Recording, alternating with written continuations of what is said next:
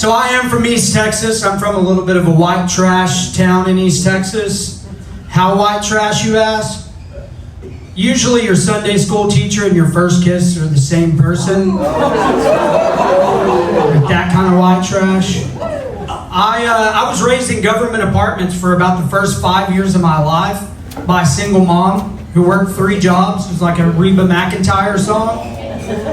But this was in the 90s too, when parenting was kind of like really being beta tested, you know?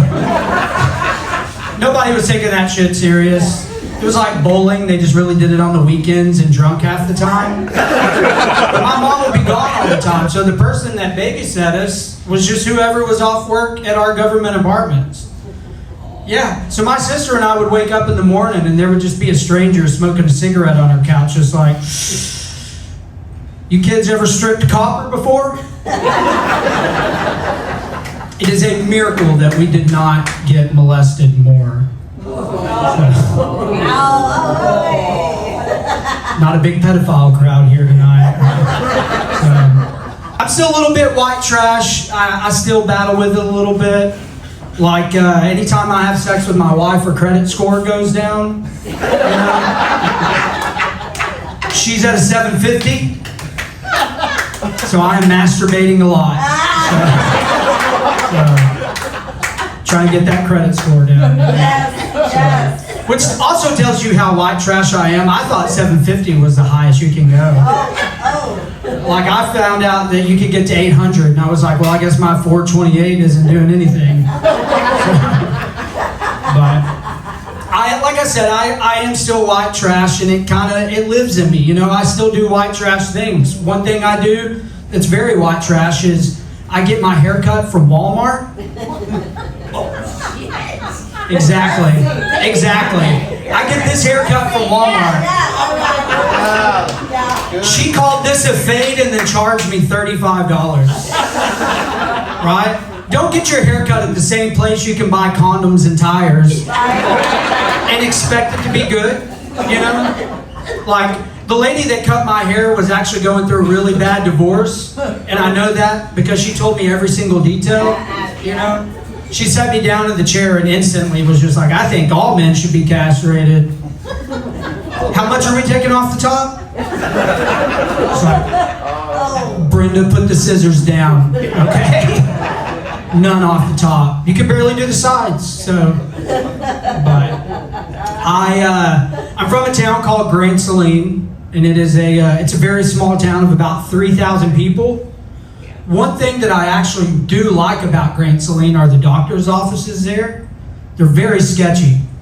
My doctor's office sits between a Boost Mobile and a 7-Eleven. I can get a vape and a prostate exam at the exact same time. Until 7-Eleven's like, quit showing us your asshole.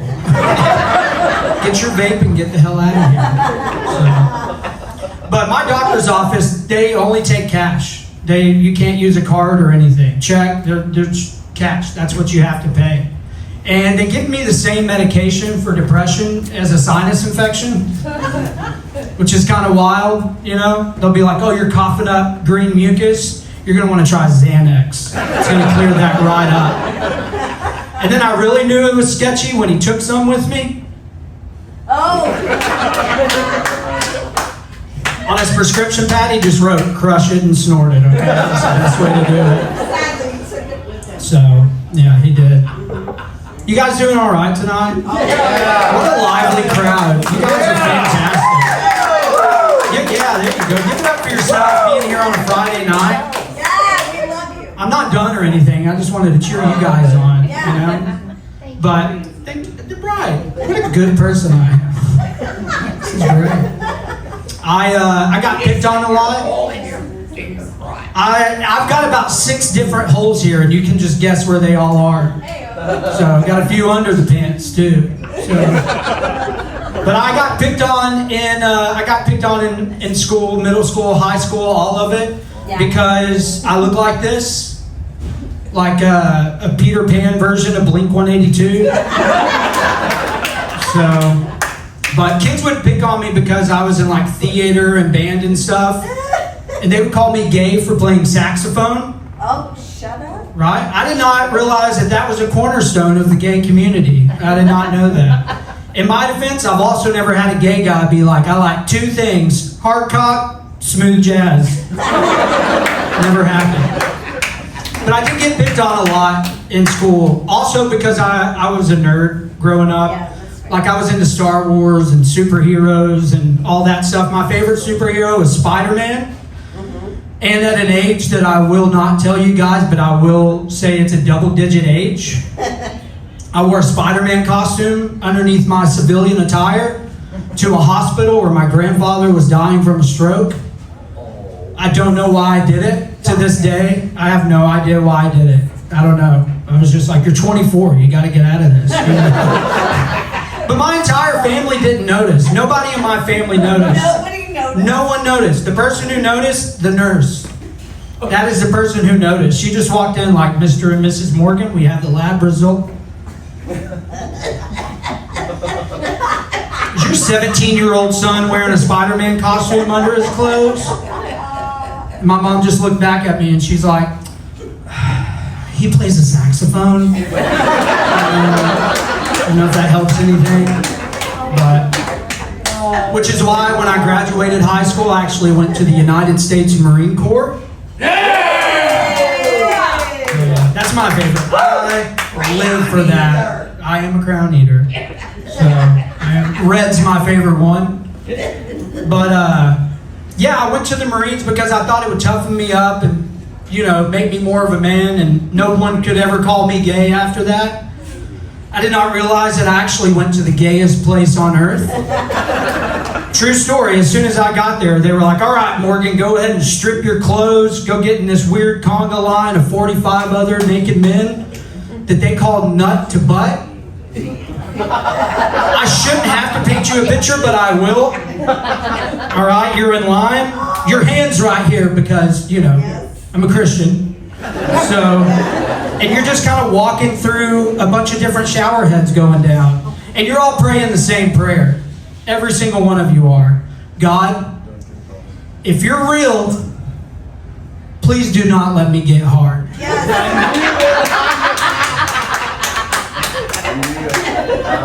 That's true.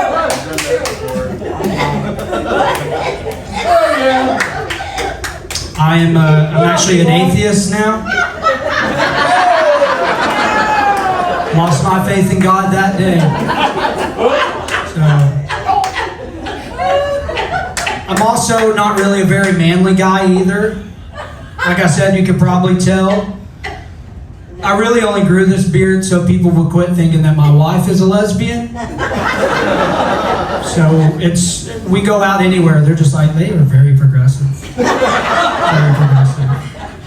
So, but she's kind of the man of our house. Like, like a guy came in to fix our AC the other day because it went out. The dude didn't even make eye contact with me. He went straight to her, just like, so what do you think the problem is? She has more calluses on her hands than I do, which is something that bothers me. Like anytime we fool around, I just feel like I'm getting jerked off by a ranch hand. I'm like, you gotta go get those cattle soon there, Billy Bob.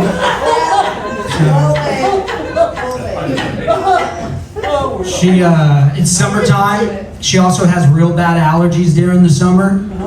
And she'll completely lose her voice. But she'll still want to have sex, which is, I hate it. It's terrible. I try to avoid it at all costs. Mainly because when we do, I feel like I'm having sex with RFK. The entire time she's just like, why is it getting soft? I'm like, maybe you can talk about it on a podcast after this. So maybe I'm scared you're going to dump my body in Central Park when we're done. I don't know. So, and I'll actually end with this. My wife loves to go dancing. She's a big dancer. She grew up dancing. She was in drill team. She can line dance, two-step, club dance. She could get low, high, side to side, all of it. I am not a dancer at all. Like, the only dancing, like, skills I have are from musical theater. That doesn't really really translate to any sort of club, you know? I can't really go in there and be like, what's up, ladies? I'm like, hey, DJ, here's a 10 spot. Do you have this Cat soundtrack?